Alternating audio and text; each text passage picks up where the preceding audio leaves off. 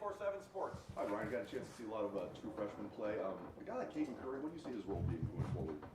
The more he plays, the more he's going to probably find a role for himself. He's very, very productive. He's been productive since he's got here. You can see that when he's on the field. And so he's helping us on field goal.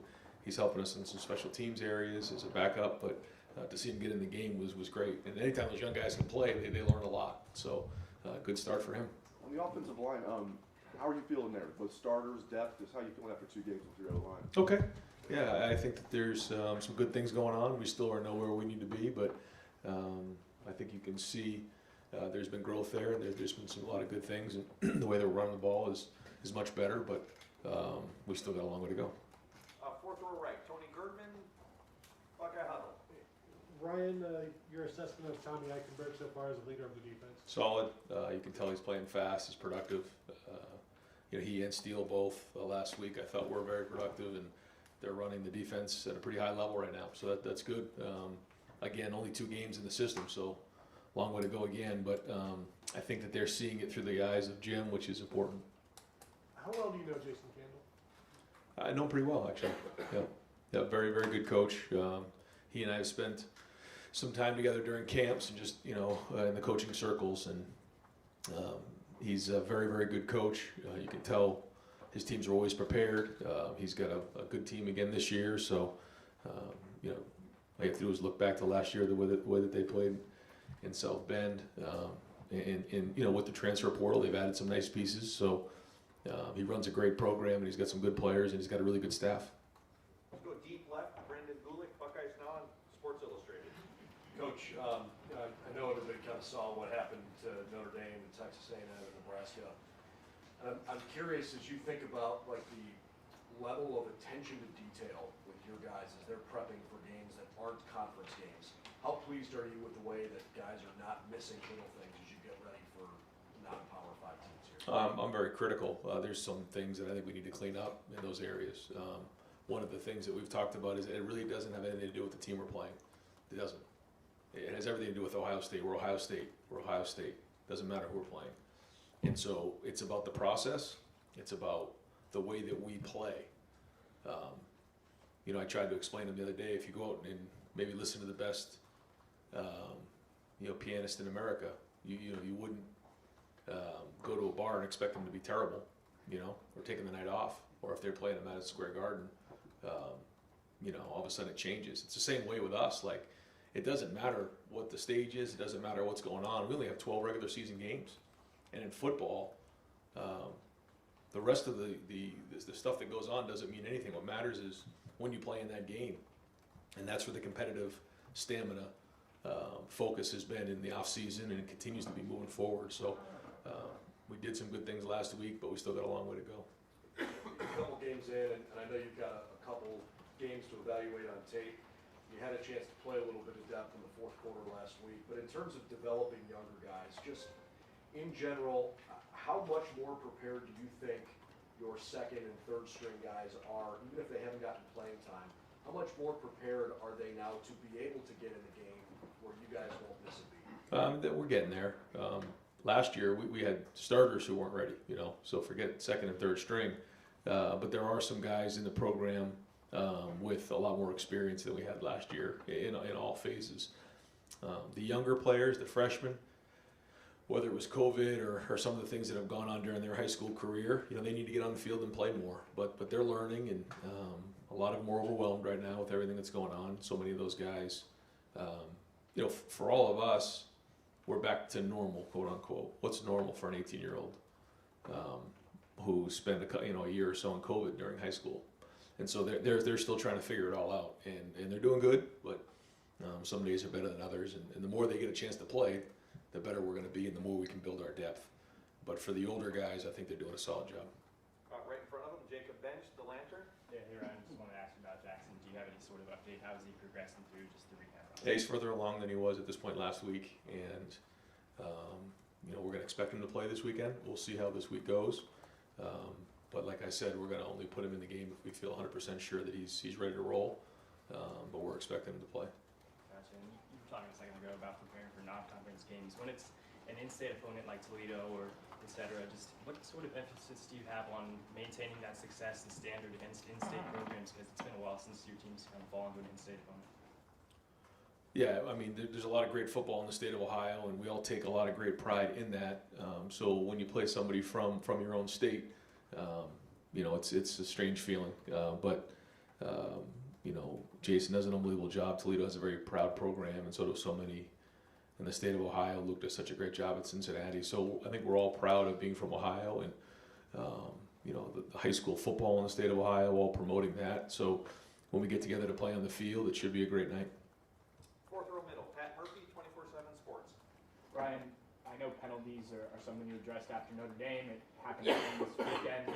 What do you do to address specifically the penalties that you've seen? How do you address that so that it doesn't become an ongoing thing throughout the year? It's like anything else, you know, either you're accepting it or you're coaching it, and you have to take that to heart when you're a coach. So, you know, they're being addressed.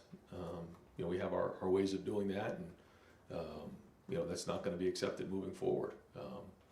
Now, there are certain things that, you know, in the game that are going to happen, and a lot of that is coaching and technique and execution, and other things aren't. So, you know, once you start getting yourselves back into the game and the emotion of the game, you have to be able to take a step back and play with emotion and not let emotion play with you. So, all learning experiences, but like you said, we got to get better. Dallas Gant's a guy who maybe didn't play as much as he wanted here, but now in Toledo, now playing quite a bit. What did he mean to this program, maybe behind the scenes, that people didn't see? You know, throughout the whole recruiting process, Dallas and his family were excellent. And while he was here, same thing. And you know, it's great to see him playing. Certainly wish he was playing for us, but you know, it's not great when you have to go play somebody that was in your program already. You know, but he comes from a great family, a great program, and I guess we're all kind of getting used to a little bit of this transfer portal and how it works. And I guess this is the real positive side of the transfer portal, an opportunity for someone to go play, and so I'm glad he's doing well.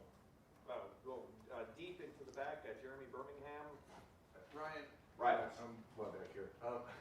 So obviously, you know, he's talking about transfer portal and how that's changed things a lot in college football. In the last year, we've had 12 months, 13 months of NIL stuff now. Yeah. Just generally speaking, how has that changed relationships in recruiting and conversations in recruiting? It's changed a lot. You know, I would say for our players who are doing great in NIL, for them, it's almost like a bonus because that wasn't talked about in recruiting. You know, they weren't, you know, part of that. Now this next crew coming in, this is part of the conversation that the guys are talking about is the NIL situation. So I think that will affect things moving forward, just the way things are. But I also think, like you're saying, when you mix in the transfer portal, when you mix in all these types of things, I think again transparency is critically important because at any point they can decide not to go to your school and go somewhere else. So what you say in recruiting, you have to follow through with, and if you don't, then there's going to be problems. So I guess that part is a positive. You know, it's just the transparency in recruiting.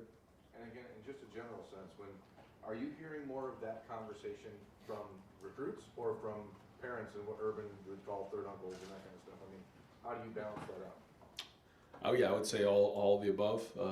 There's you know, recruits who kind of handle their own recruiting. There's families that the parents kind of handle the recruiting, and then there's other situations where there are, you know, mentors or uncles, and they have a big part in it. You know, every situation is very different, but now that NIL has become part of the conversation, there seems to be, you know, a lot more people, you know, involved. Fifth row right, Spencer Holbrook, Letterman row.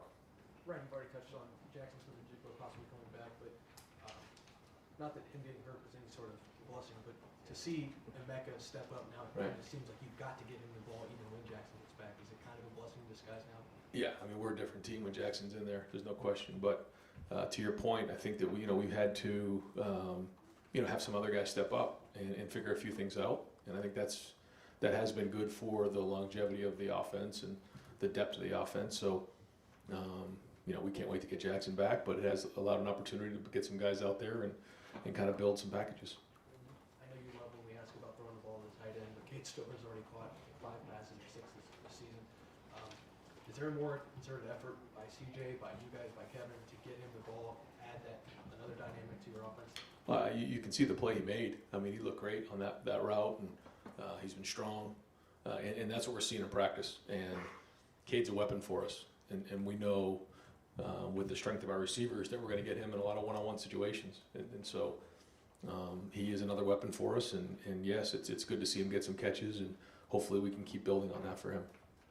Third row left, Dan Hope, 11 Warriors. Ryan, number tight end, G. Scott got in there for some more plays this past week. Do you kind of view him as a guy who can supplement both your tight end and your receiver depth with his skill set? Well, he came over from receiver, but he works with the tight ends full time, and you can see his ability to block as a tight end, and that's great. So it gives us a lot of versatility there.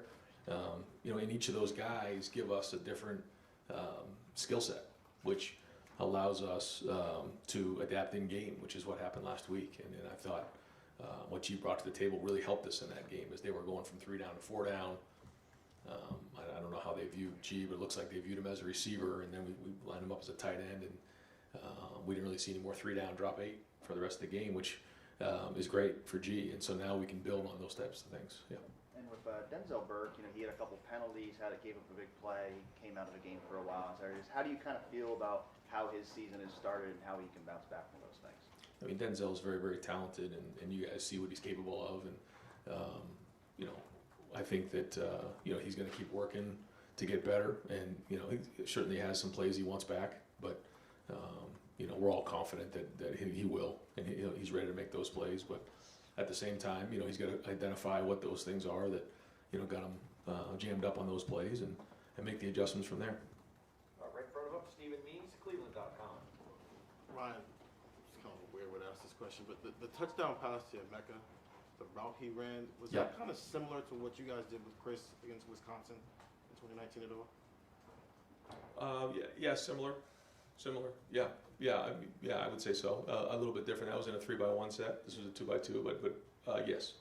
Okay. Whether it's Justin or CJ, where do you want him to put that ball exactly on that type of route? Right on the money. Yeah. That one was well done because Emeka kind of worked his way through a lot of traffic there, and it didn't quite drop the way that we expected it to. But what it did allow to have happen was, because he kind of got caught up in the trees in there, the rest of the coverage kind of got depth, and so it opened up the middle of the field, which is what we were trying to get done there. But Emeka was strong, and I'll give Emeka a lot of credit. He plays physical, he plays strong, where in that situation a lot of receivers may have kind of got bumped off the route, and the route would have been dead. I mean, he just kept pushing through it, and the protection was excellent. Mayan Williams picked up a nickel blitz there, who kind of added on, and that was really well done and allowed CJ just enough time to slide in the pocket. I think that's another thing that CJ is doing a good job of, is his pocket presence. He's had to escape a couple times. He slid there to buy himself a little bit of time. The protection was good, and it allowed us to play for, an opportunity for a big play. And I think that's something we talk about with our O-line, is that, when plays like that, when you can give the quarterback and the receivers time, where the rewards are huge. If you don't have good protection there, that play doesn't develop because it took a long time. Yeah. Just update on Julian Fleming. Is he kind of on the same development with Jackson? Same thing. Yeah, we're expecting Julian to play this week, and same thing. I think he's very similar to the Jackson situation. Yes. Front row right, Joey Kaufman, Columbus Dispatch. Ron, you mentioned Jackson was further along than last week. Was he doing anything better? What can you guys just share on his progress? Yeah, it's just in the rehab and just in the strength and the flexibility and all that stuff. And as far as the cornerback rotation, J.K. Johnson came in for Denzel Burke in that second quarter and got quite a bit of snaps. What did you see for him? Is probably the longest look we really had with him. Yeah, no, J.K.'s done a really good job. J.K. has a lot of skill. He can really run. It means a lot to him. He's practiced well. He's done a good job. And I think that's one of the things that, whether it's preseason or during the season, the only way you get better is to practice. And that sounds like, a cliche from a coach, but it's true. And J.K. has practiced. And because of that, he's allowed himself, the opportunity to get out there and earn some snaps. Now, what he does with those snaps, that's going to be between he and Coach Walton. But I think you see his capability. Over to the right, Clay Hall, WSYX. Because of the depth on the D line, what's the fight for playing time like? Or is first, second, and third team kind of defined? Well, I think it's week to week, but I think you can start to see, a bunch of guys kind of fill into their roles a little bit. But there's good players in there. It's a long season, so we're going to need them all. And it's great to have fresh bodies coming in and out of there. I think at one point in the preseason, Jim Knowles said there are things about the defense only he knows. He keeps those to himself. Does that add to the mad scientist persona, or Yeah, I do you guess. think he's got a bunch of secrets up there? Yeah, I guess we'll play like charades and see what he's got in his mind. No, I just think, you have a vision. Anytime you're a coordinator of what you want it to look like and where you see it going. And then there's certain things that need to be said and certain things that need not to be said. And I think that's, again, the art of motivation and the art of coaching. And I'm sure there's a lot of things that, he's looking forward towards because it's a long season. And like we talked about last week, you got to upgrade every week. And you have to stay a step ahead of the opponent. And that's what he's talking about. Right in front of him, Don Taveri, WBNS. Ryan, how much do you pay attention? I know each week you're focused on the opponent, but how much do you pay attention to what happens in college football, the upsets and whatever? And as you hammer your guys on the competitive stamina, do you use those things as examples?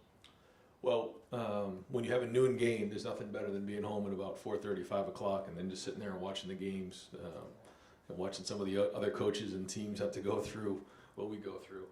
But it was great to sit back and watch some of those games. There's some great games, and tribute to all those teams who played really well and did a great job in the off season, and I thought it was wonderful. But it does go to the point that whether it's this year or any year, anybody can beat anybody, and you have to have that approach when you come into the games. And there's some really good teams out there. We're going to play one this week, so.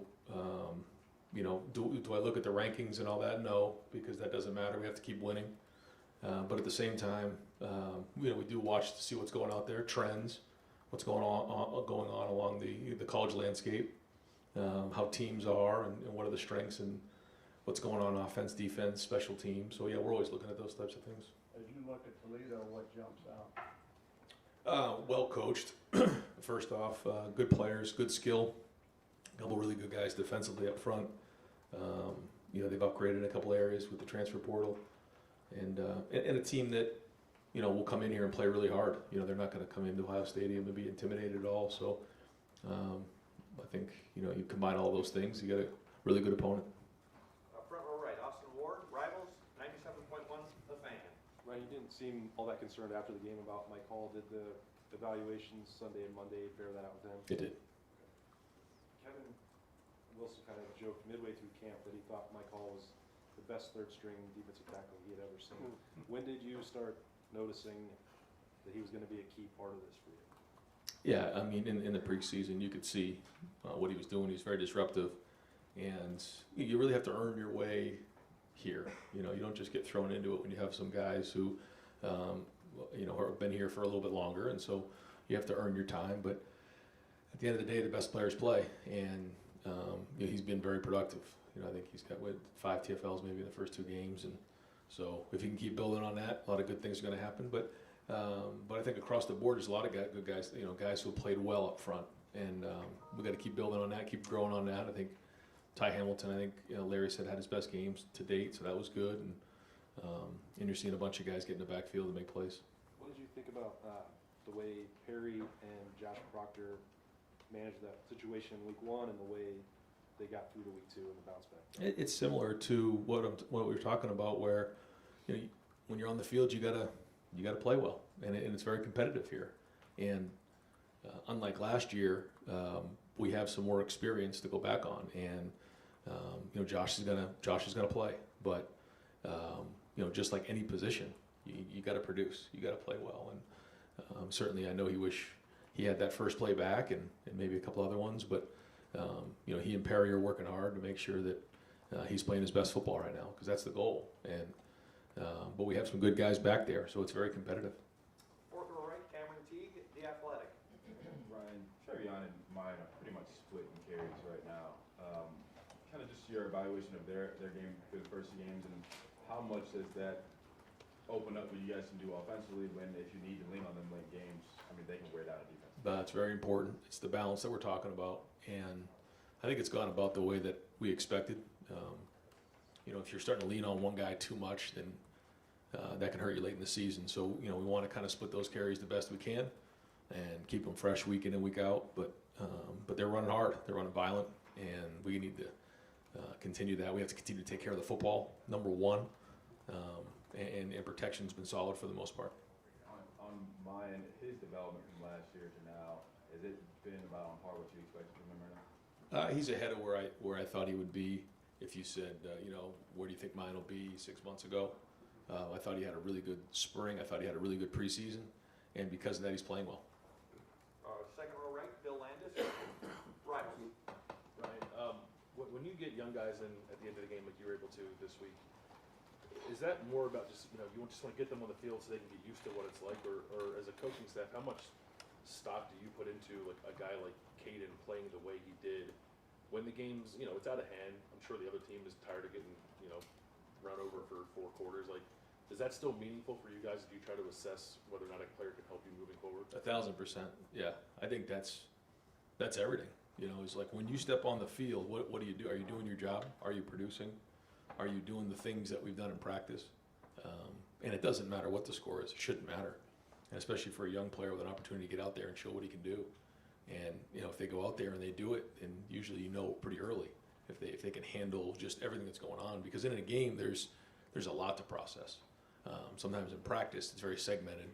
And you get 3-4 plays in a row, and then you kind of catch your breath, and it's team run or inside drill or 7-on-7. But when you're in the game, there's a lot going on, and we kind of call it the fog of war. Things can get foggy real fast. But some guys, they thrive in that environment, and so we look at all those types of things. And as you assess the run game through 2 games, you look at the final stats, they look pretty good, right? But has it been as clean as you want it to be? I know I think that needs to continue building throughout the season, but just where you are through these first 2 in terms of how it's looked. Does it look the way you want it to look? Yeah, I mean, we got a long way to go. We're nowhere we need to be, but it's cleaner than I expected. I just think we look like we know where we're going. Running backs are running hard. I mean, we're on the same page. It's well put together. And so that part's been solid. We're nowhere we need to be. I mean, we got a ways to go, but I have been pleased with where that has been. So a lot of things to get better at across the board, but that has been positive. Second row middle, Nathan Barrett, Cleveland.com. Jordan Hancock had practical dress for both these games, but hasn't been on the field obviously. Just where do you assess where he is right now, and how much he can help whenever he is active again? Well, he's talented enough to help, and we counted him to be in the 2 deep and be a contributor right off the bat. So I think we'll finally get him back this week. We're hoping for this weekend. It was a significant injury that took a long time to get back from. So he's been working hard. It's not like he hasn't been working at it. He and Stu are out there every day working and grinding at it, but it was a pretty significant one. So we think that this week he can do, start getting into some of the scout work. He actually got a little bit of scout work in last week. And we're hoping to see him on the field this weekend. And with Emeka, obviously, it seemed like Julian was probably picked still to be the starter there before he had whatever setback he has. Do you have to reevaluate that now, and just how big of a role Emeka's going to have in this offense going forward based on what he's proven? What we thought going in was that we were going to roll these guys at different positions, so all those guys really learned all of the positions. And when Jackson and Julian were unavailable for that first, I think we were good going into Wednesday, and then by the time we were in the second quarter of Saturday, we were down 2 of those guys. So it was a little bit of a panic there. And so because of that, Emeka and Marvin and X have really got stretched pretty thin here early on, taking a lot of reps. And so to get those guys back is going to be critical. And then from there, we're going to just parse out the reps the best we can, which means, who's taking the first snap, I'm not sure, but those guys are all going to play because they all need to. Got time for just a couple more. Front row middle, Bill Rabinowitz, Columbus Dispatch. You kind of addressed this a little bit, but we're 2 games in. It's obviously still early. You talked about some of the deficiencies. I mean, are you in general pleased with where you guys are and what needs to improve?